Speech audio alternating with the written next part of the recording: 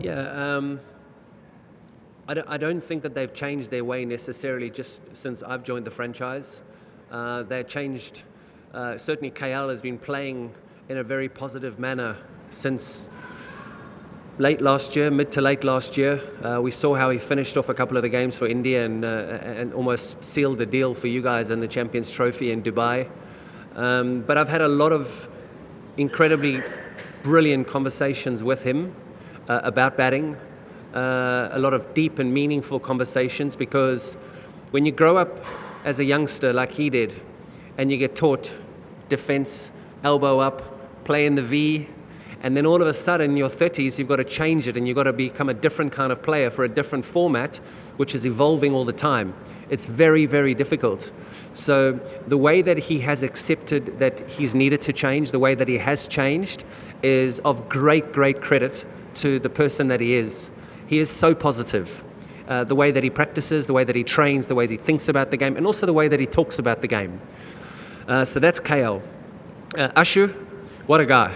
I mean, he's the younger generation that grew up playing scoops and reverse swings and flicks for six and just wants to hit sixes every ball. So he's that next generation of T20 talent. And again, for him, I've spent a lot of time with him, just trying to make sure that he practices the right way. Because a lot of these guys, you can get to practice, you can try and hit sixes every ball, and you can get out a lot of times. I think the key to wanting to perform properly is to practice in the right way. And that's what I've been working with Ashu on, just making sure that he doesn't get out too many times in practice. When he hits the ball, he hits the right ball. Because in the match, you want to hit the right ball. So those are just the small things where I'm working with him, and then a lot of the other young batters as well. I'm absolutely loving working with these youngsters. And KL, the experienced players, Faf, I mean all of them. Yes, sir. Yes. Yes. Yep.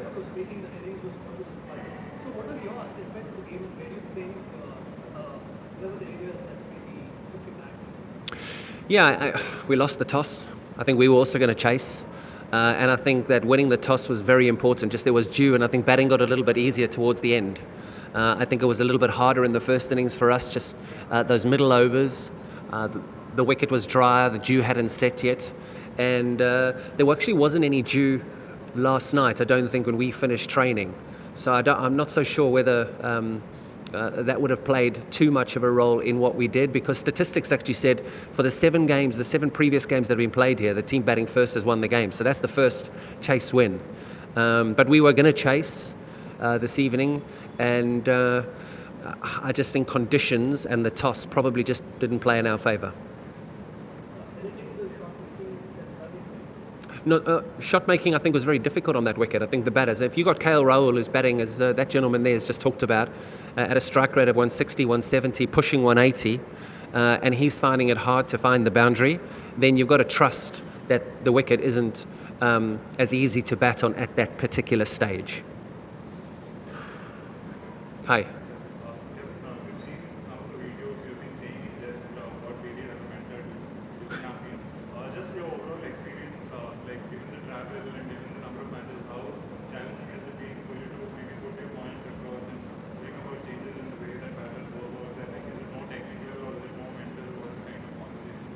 Yeah, very, very good question. I always knew that when I was playing franchise cricket that no particular coach could change you over that 4 to 6 week period or 8 week period. And I mean, even with Abhishek last night, I was working on something. I mean, where are we? We're 5 weeks into the tournament. We've only got 3 or 4 weeks left of the tournament. And I said to him, Abhi, this is not going to work for you tomorrow. It might not work for you the next week. But if you keep working on it, in the next month, 2 months, 3 months, 4 months, I promise you this is going to help your game. And it's going to take you to a level where you're going to become a more destructive batter.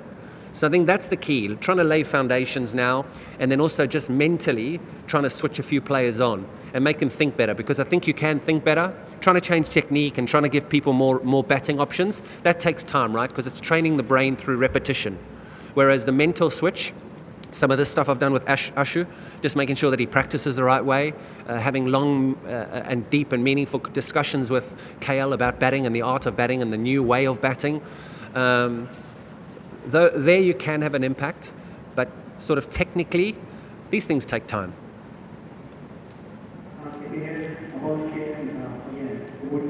He's not been part of India's T20 setup of late.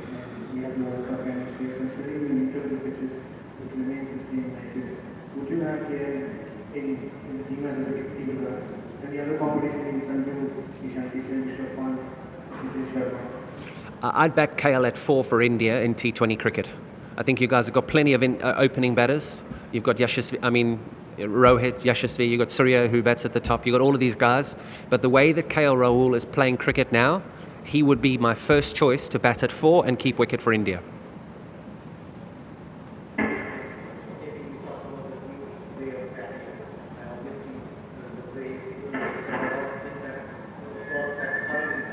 Yes.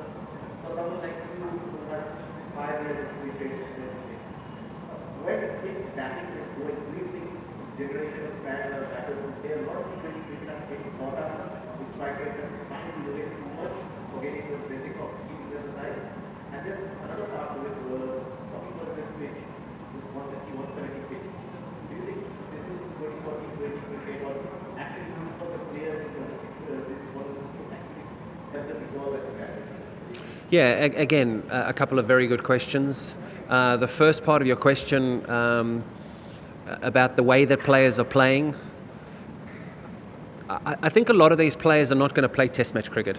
So you're probably looking at it as a view, and I do often as well. I look at it and I just think, like, this is just crazy. Some of the shots that you see and how quickly these guys play the shots, it looks like utter madness. But that's the form of the game.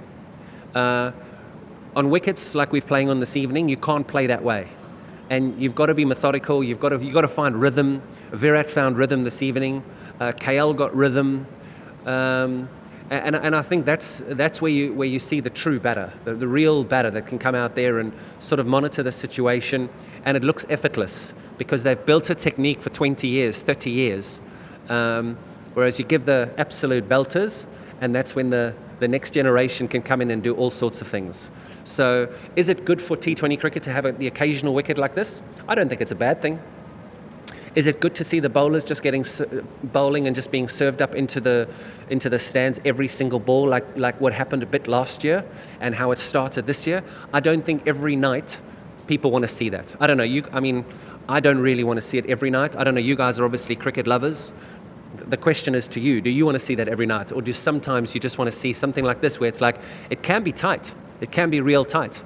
But yeah, you've also got to work out what fits for your particular team. Hi.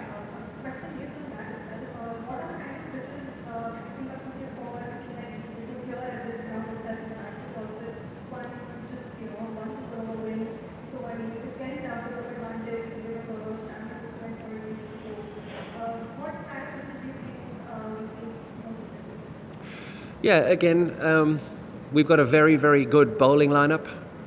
We've got an incredibly long batting lineup, and I think it depends on the opposition that we're playing against.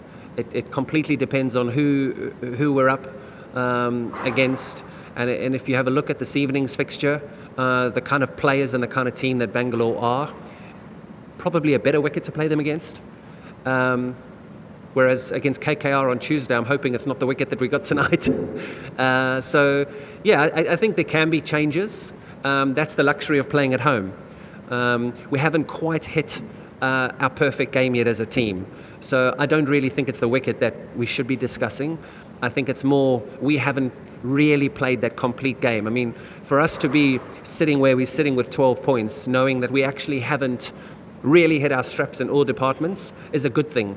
I think it's a great thing. For us to have won that super over the other evening, again, is a great thing. Tonight, the guys believed we could win, even when Bangalore were almost across the line, because of previous games that we have won. So we haven't we haven't played our perfect match yet, and I do believe that it's coming. I really do believe it's coming.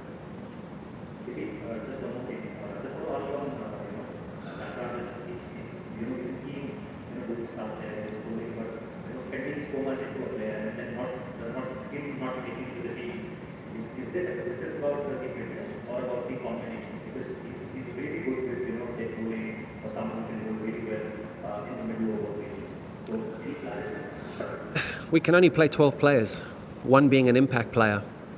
And if you can tell me where he fits in at the moment, you would help us. If you can help us play 13, 14, it would help us. One thing I can say about Natu is he's doing everything that he's been asked to do, as is all of our players. What's been so impressive about our setup is how good the guys are that aren't playing, and they know that their chance is coming. They know that their chance is just around the corner. You have a look at Donovan the other night. Donovan turned up and he faced a couple of balls against GT. And I mean, that was spur of the moment, but he was ready. It didn't work out, but he was ready, and all of our players are ready. Anything can happen again. Look at Phil. I think Phil Salt went down with a viral. We've had a few players that have gone down the night before a game because of a viral or some sort of illness. So all our players are ready, and Natu is, again, he's chomping at the bit to get there. I mean, on commentary over the last few years, I always talk. I don't want to talk about money. This competition's long gone money. In the Premier League, people don't talk about how much money the football is on. So that conversation for me is dead. It's more about the impact of a player in a team and when the player's ready to be selected and if you can make space for him. We're in a good position where we've got Jake, who's off the field. Faf came back today. Natu's off the field. Like, we've got some very good strength really good depth in our squad. Well, I think interesting you raised the dew, because we were talking about it, and I was actually talking to a couple of the Delhi lads. It looked like the dew came in the middle of the game and then disappeared. Like, I think one of our lads said, I think we've got reverse dew. It came and went. So, look, I don't know how much that affected the innings. Look, what I would say is I thought we bowled really well. I'll focus mainly on what we've done, not on the opposition, but I thought we bowled really well. Probably one of our better bowling performances. I thought Yash Dayal bowled brilliantly up front and created chances. With Buvy and Hazelwood, you kind of know what you get from them, but they bowled brilliantly too. And then I think our spinners did a great job through the middle. They were always threatening the stumps and making it difficult for the batters. And I think that created a bit of pressure.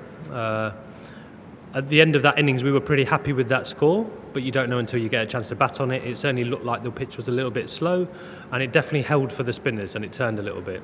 So we went in a little bit cautious about that, but expecting it to be something that we could control as a chase. We did lose a few pretty soft wickets to begin with. I'm sure our batters will be reflecting on that, and that made the chase a little bit more difficult than it needed to be. But when you've got Virat at the crease, you've always knows you've got a chance of getting home in a chase. He showed great composure and great skill. Krunal did a great job going in just to break a bit of that momentum for us and build a partnership with Virat, which he did brilliantly. And then it was good to see him go through the gears as well and get us closer to the score. And obviously we had a lot of firepower left in the pavilion. So, Tim David going in and a few other people to come still. So, once we got past the sort of the midway point, we were confident that we were back in the game.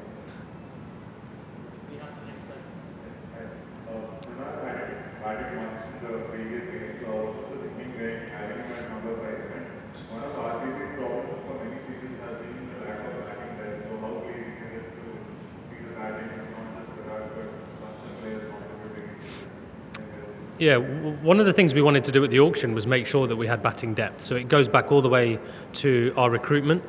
We wanted to make sure that we had contributions all the way down to 7, 8 in our batting order. And I think we've done that through most of the season so far. Today was Krunal's opportunity and he took it really well.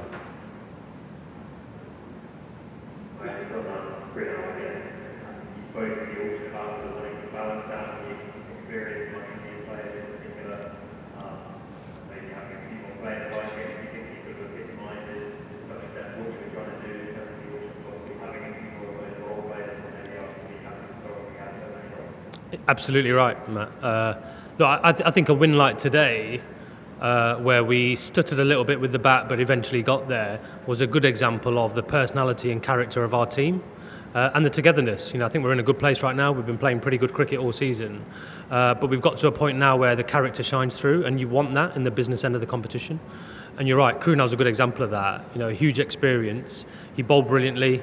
I spoke to him at the half-time interval and he was passionately talking about how some of our fielding positions could have been better. He's got so much to offer tactically. And then he went out and did the business with the bat as well. So, look, in the recruitment, we wanted to add players of that ilk, of that experience, guys who can stand up under pressure. And it was great to see Krunal do that today, particularly with Virat guiding us through. Thanks. Just want to ask that there were many, SWOT analysis of the squads before after the auction and before the IPL, and many of the experts were saying that, if you talk about RCB, you talk about they don't have that much strength as far as spinning is concerned. Do you think that the spinners are punching above their weight as far as your team combination? The batting is a really good high point for RCB as well, but then fast bowling again, their quality pace is there. But spin wise, when you talk about experience, there is fluid and then there is thinking. So, do you think that the same order it's a different thinking as far as RCB management is concerned with the Well, look, whenever you're going into any season or post-auction, there's always a lot of opinions about people's squads. I try not to pay too much attention to those opinions. We got what we wanted at the auction. I think if you look at the performances of Krunal and Suyash, I wouldn't describe them as punching above their weight whatsoever. I think they're doing what they're capable of. And actually, I hope they're going to get better. Suyash is still young. He's 21 years old. He's going to get a good run of games this season. He's going to keep improving. I think today was one of his better bowling performances, so he's getting better game after game. So I definitely don't think he's punching above his weight. I think he's got a lot more to go. Krunal's got a reputation for a reason. He's been a fantastic spin bowler in the IPL for a long time. He's typically been someone that's been quite miserly. He hasn't given many runs away with his economy rate. But actually, it's been good seeing him bowl even more bravely this year and taking more wickets. So, look, we've tried to evolve what they do. We're trying to coach them and improve them and get them to be even better than they have been in the past. And I think they've got even more to add, hopefully, in the back half of this competition. Thank you so much for your questions. Thanks, guys.